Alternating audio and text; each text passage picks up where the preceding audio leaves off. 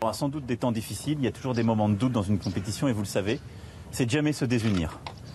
Titulaire, remplaçante, staff, et d'être autour du coach, de l'équipe et des directives, et derrière la capitaine. Et ça, je pense que c'est très important parce qu'il n'y a rien de plus fort que le collectif et que l'équipe que vous constituez. Et c'est l'équipe qui gagne, jamais l'une ou l'autre. Vous allez avoir tout un pays, de ville en ville, qui va vous pousser. Et donc cette pression, il faut la prendre non pas comme un poids supplémentaire, mais comme quelque chose que vous allez toujours sentir derrière vous et qui vous oblige. C'est que vous n'avez pas le droit de décevoir, encore moins que d'habitude. Et la capitaine le sait bien. Et donc c'est de la pression positive. Et ça doit vous donner énormément de courage. Non mais je ne suis pas certain que les joueuses de l'équipe de France aient besoin d'Emmanuel Macron comme second entraîneur. Je fais confiance à leur entraîneuse pour être quelqu'un de qualité.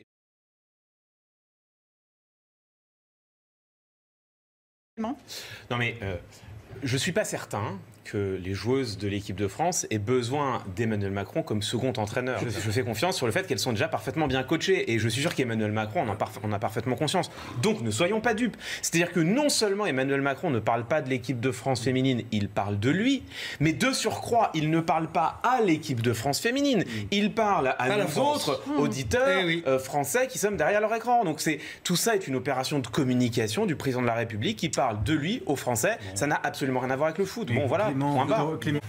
C'est une grande partie du travail politique, la communication. C'est Gérard Collé, communicant de François Mitterrand, qui disait le politique, il fait deux choses, il tranche et il communique sur ce qu'il a tranché. Donc je trouve ça normal qu'on parle de la communication et qu'on l'analyse. Moi, ça me pose aucune difficulté. À partir du moment où on l'analyse pour ce qu'elle est, c'est-à-dire de la communication. Tout ce que nous voyons là, c'est une opération de com, elle est plutôt bien ficelée. Voilà. Bon. Même si Clément, le président de la République, disait j'aime Clément Viktorovitch, je pense que même ça, vous n'accepteriez pas qu'il le dise. C'est un combat contre lui que vous menez d'émission en émission. Il pourrait dire n'importe quoi. Vous, il pourrait dire n'importe quoi, vous seriez très heureux, vous diriez qu'il est formidable. Mais vous n'allez pas nier que c'est une opération de communication. Mais bien sûr que oui. Vous allez le nier? Mais non, mais je vous l'ai dit tout à l'heure. Vous êtes non, mais je vous ai dit tout à l'heure que toutes les phrases. Mais je ne le dis pas de la même manière que vous. Ne soyez pas désagréable à mon encontre. Je ne dis pas de la même manière que vous. Je dis que toutes les phrases qu'il a dites avaient un second degré. Exactement. Mais elles ont aussi un premier. Et le premier, c'est peut-être que vous êtes insensible au premier, mais le premier degré, il parle aussi. Bon, alors, croyez-moi, les Pascal, joueurs de l'équipe de France, elles l'ont entendu. Pour revenir à quelque chose